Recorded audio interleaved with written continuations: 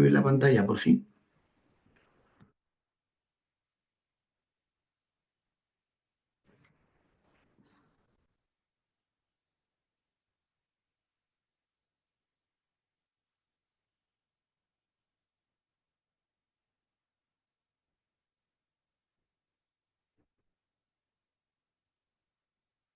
¿Podéis confirmar si la veis?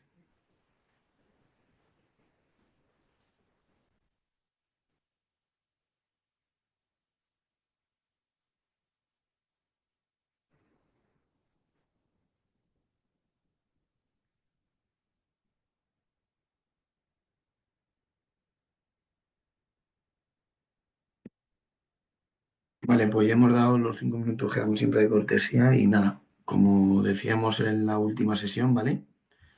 En el último día íbamos a empezar, en lo del viernes, íbamos a empezar por el tema uno hoy, ¿vale? Y al final, en esta primera sesión, lo que vamos a ver todo el tema de riesgos financieros. Perdón un segundo. Vale, sí. Aquí, perdonad. ¿Vale? Que vamos a ver qué son la actividad empresarial y los principales riesgos, ¿vale? Normalmente todos los temas, vamos a empezar por la parte de introducción y objetivos, ¿vale? Y luego vamos a ir viendo el resto de puntos del tema, ¿vale? En este caso, ¿cuáles van a ser los objetivos de este tema? Entender qué es el riesgo, identificar los principales riesgos financieros y dentro de los principales, pues entender el riesgo de interés. Entonces, como íbamos diciendo, ¿por qué vamos a atacar estos tres temas en esta sesión? Porque son los riesgos de naturaleza financiera que en mayor medida afectan a las empresas, ¿vale? Lo primero vamos a ver el entorno de incertidumbre en el que las organizaciones se mueven y una vez entendamos en cómo se mueven las organizaciones y en qué entorno se trabaja, pues ya podremos entender cuáles son los diferentes tipos de riesgo que les afectan, ¿vale? Y es por eso lo que hemos dicho, que estos tres tipos de riesgo principales, crédito, interés y tipo de cambio, son los protagonistas de este y a posteriori con más o menos detalle del resto de temas, ¿vale?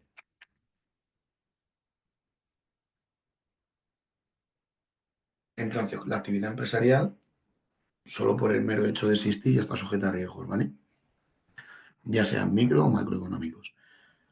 Esta incertidumbre y el riesgo que esta misma conlleva es lo que nos puede permitir obtener beneficios a partir de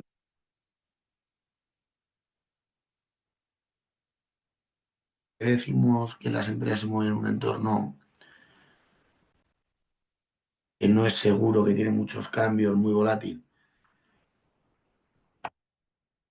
pues por legislación, que al final las nuevas legislaciones, la nueva regulación de cada país en diferentes ámbitos puede impactarnos en cambios en el sector, en el mercado, en el modelo de negocio, la competitividad del mercado, en el que cada vez es un entorno más global, un mercado más global, cada vez hay más competidores, lo cual nos tiene que llevar a buscar el cambio, a innovar y eso lleva un riesgo. La medición y el control de riesgos, que quiere decir que al final los riesgos están provocados por incertidumbre, porque luego veremos la definición de riesgo. Entonces, estas incertidumbres nos llevan a que tengamos que medir y controlar los riesgos. Ya que decíamos antes, pues va de la mano con el aumento de la volatilidad del mercado y el entorno cambiante, ¿vale? Estos son los 5 factores principales que nos están generando un aumento de la volatilidad, un entorno más cambiante dentro de la actividad empresarial. Entonces, dentro de la actividad empresarial, en que se mueven las organizaciones,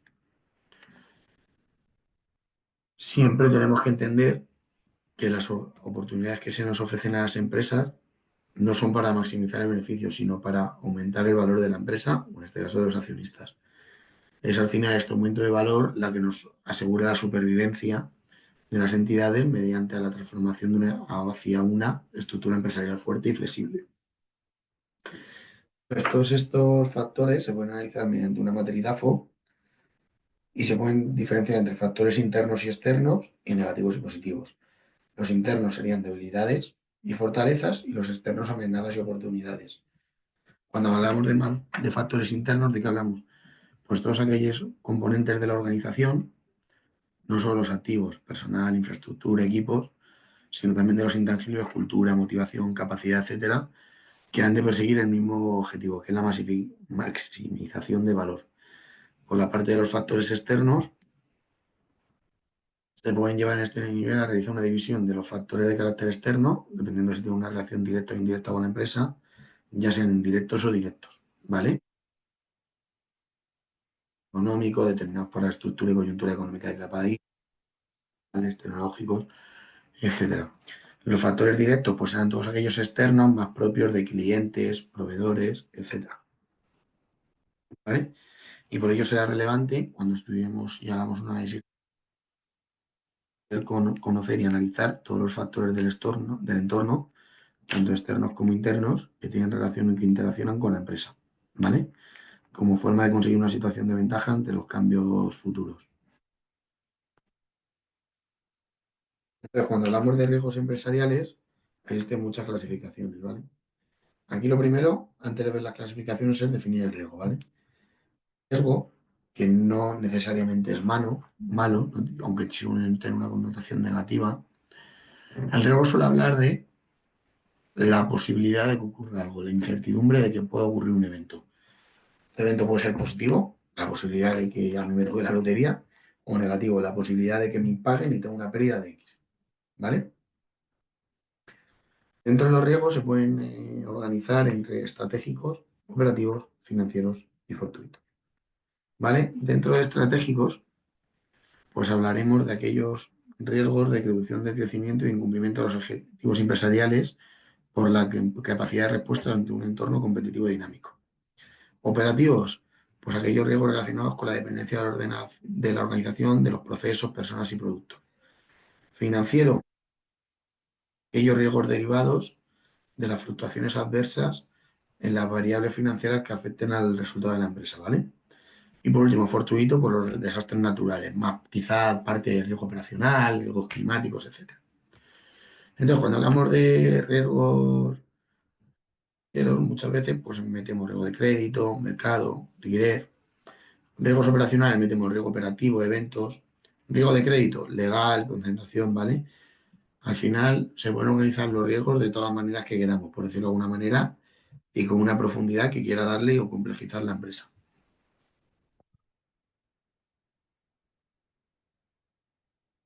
¿Vale?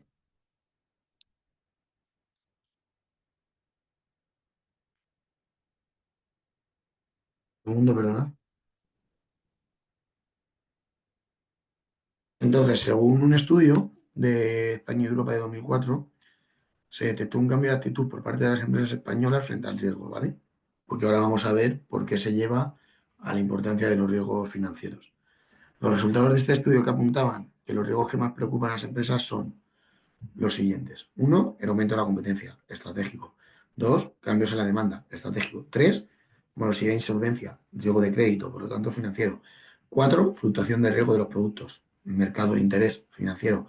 Y cinco, falta de respuesta ante los avances tecnológicos, estratégico, ¿vale? Al final, por un lado, vamos a tener todos los riesgos de mercado o de crédito, que son riesgos financieros, y por otro lado, todos los riesgos estratégicos, ¿vale? Al final, los riesgos de mercado son el resultado de la posibilidad de que la variación del precio o tasa de mercado en sentido adverso a nuestra posición genere pérdidas, y el riesgo de crédito, tanto a efectos de riesgo de insolvencia como de riesgo país, pues al final aparece ante la posibilidad de impago o deterioro de la calidad crediticia de mis acreedores, proveedores, clientes, etcétera, ¿vale? Si entramos ya en el detalle del riesgo de crédito, ¿vale? El riesgo de crédito se suele basar en la posibilidad del impago de mis clientes, de la gente que me debe dinero, ¿vale? Normalmente este se suele basar en el rating, que suele estar dado por entidades o agencias de rating, ¿vale? Que suelen ser tres multinacionales americanas, Fitch, Standard Poor's y Moody's, que organiza la calificación crediticia de nuestros clientes de una manera estandarizada, ¿vale? Por ejemplo, suelen diferenciar entre rating para corto plazo y largo plazo de deuda. En el corto plazo estaríamos hablando de Prime 1, Prime 2, Prime 3 y Not Prime, ¿vale? Que al final sería de mejor a peor. de más capacidad de pago de deuda a menos, ¿vale? Y por otro lado, en el largo plazo, estaríamos hablando de triple A1, A2, A3, B1, etcétera, ¿vale? Aquí estaríamos hablando de todo lo que sea A, estaríamos hablando de alta calificación crediticia, incluyendo a veces el último nivel de B, el primer nivel de BES, perdón, ¿vale? Y a partir de ahí estaríamos hablando de lo que no son activos líquidos o activos de alta calidad, ¿vale? Activos en el que ya puede haber bastante posibilidades de que se realicen impagos. Podéis ver entre Moody's, Standard Poor's y Fitch, que aquí no lo hemos recogido, hay diferentes nomenclaturas, pero normalmente el subyacente que cae debajo de ellas suele ser el mismo, ¿vale? Que es de mayor a menor capacidad de pago y sobre todo entre en el tiempo, ¿vale? Separando siempre el corto plazo de largo plazo. ¿Está aquí alguna duda? ¿Qué sería más de riesgo de crédito?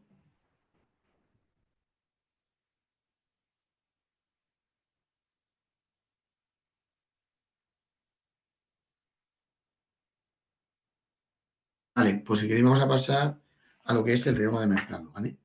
Dentro del riesgo de mercado englobamos muchos subtipos de riesgo. ¿Qué queremos decir con muchísimos subtipos de riesgo? Al final, el riesgo de mercado es un riesgo muy genérico que dice riesgo de que una variación que me afecte negativamente de mis materias primas, de mis activos, de lo que sea, a mi beneficio. Claro, aquí pueden entrar, dependiendo del tipo de empresa, de tipo de interés, una empresa que no tiene por qué ser financiera, opera en diferentes divisas, riesgo de tipo de cambio.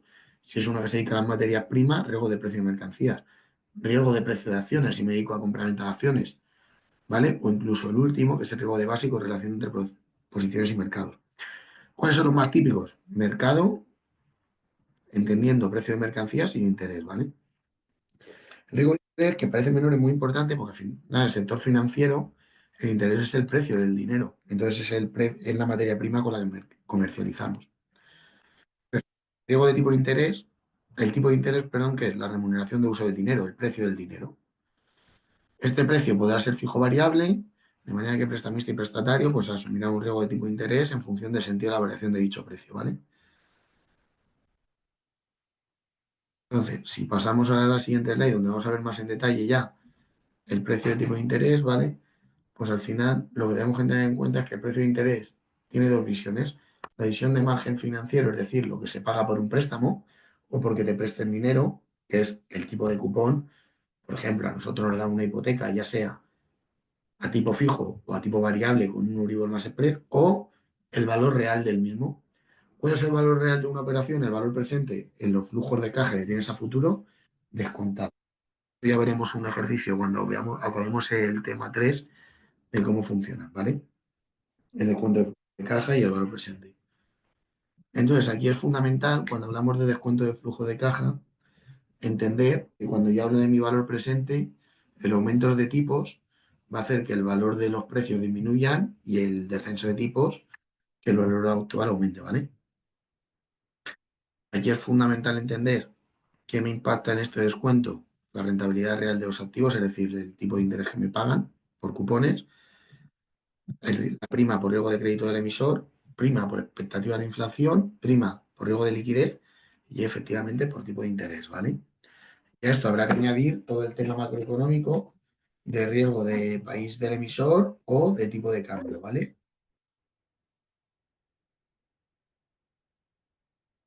Resumiendo todo lo anterior, pues al final la incidencia del tipo de interés es doble, por lo que decíamos antes. Por un lado, el riesgo de reinversión de los flujos intermedios, es decir, aquello que yo vaya cobrando lo tengo que reinvertir. Entonces, una subida o bajada de tipos puede hacer que esta reinversión cobre más intereses o pague más intereses, o cobre menos o pague menos intereses. En caso de que sea el activo, me interesará una bajada de interés, una subida de tipos, porque eso que reinvierta lo reinvertiré, perdón, a un tipo mayor. En caso de los pasivos, me interesarán bajadas de tipos. ¿Por qué?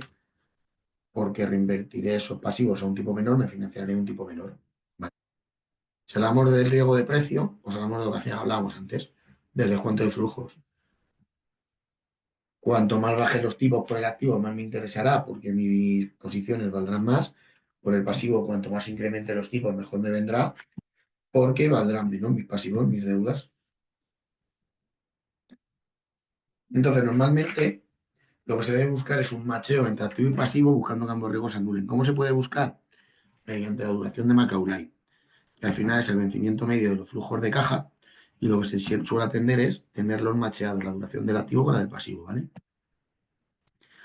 La duración es un concepto muy amplio, ¿vale? Entonces, como vemos aquí, existen desde la duración de Macaulay, con estos ejemplos que vemos aquí, a la duración modificada.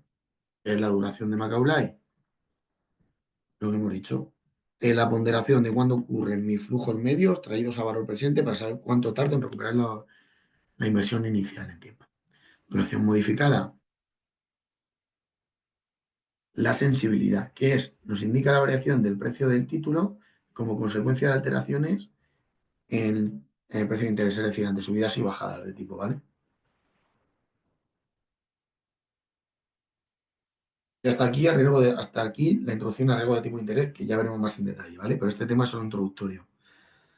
¿Todo claro?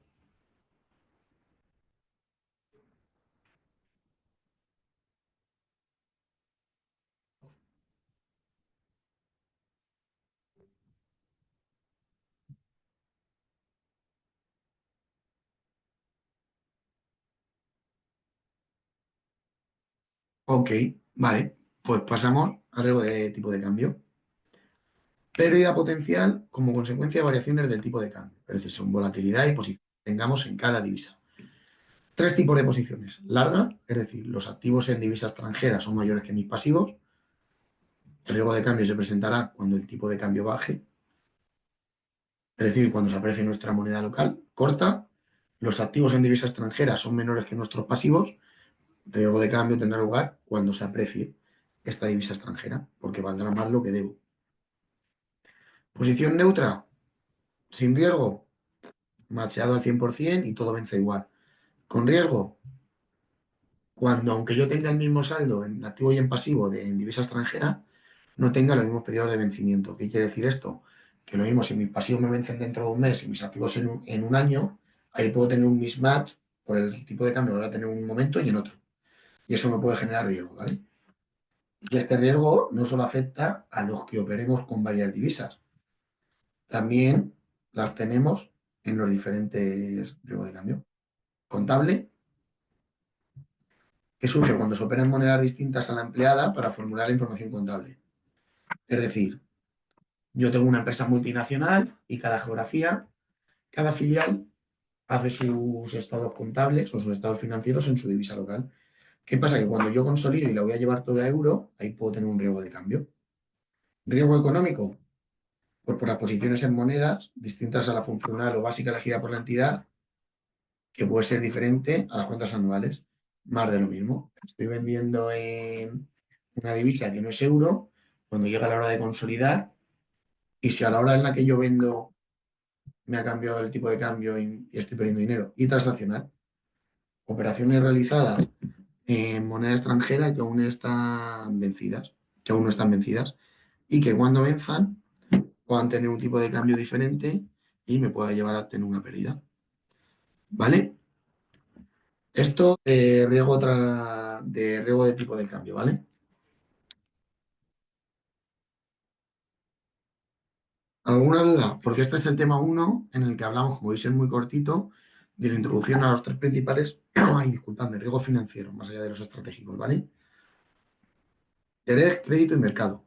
¿Qué es lo que vamos a ver a continuación? Segundo, en la semana que viene, papel de la tesorería, es decir, cómo la tesorería puede definir coberturas de cara a mitigar estos riesgos. Tercero, cómo se diseñan esas coberturas. Ahí haremos un parón y empezaremos a ver diferentes tipos de productos para que los entendáis los que no hayáis tratado nunca con ellos. Y a partir de ahí empezaremos a ver productos para mitigar riesgo de tipo de interés, riesgo de tipo de mercado y riesgo de tipo de crédito, ¿vale? Entonces, no sé si tenéis alguna duda, pero por mi parte con respecto al tema uno es esto, ¿vale? Cualquier cosa, decidme y la vemos ahora.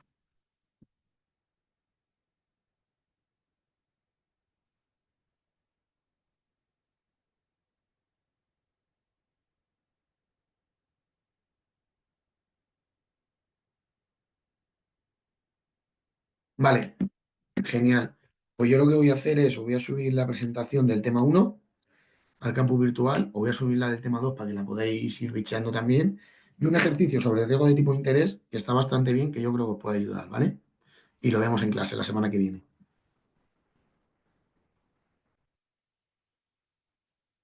¿Parece? Y lo dejamos aquí. Vale, pues muchas gracias a todos y nos vemos la semana que viene.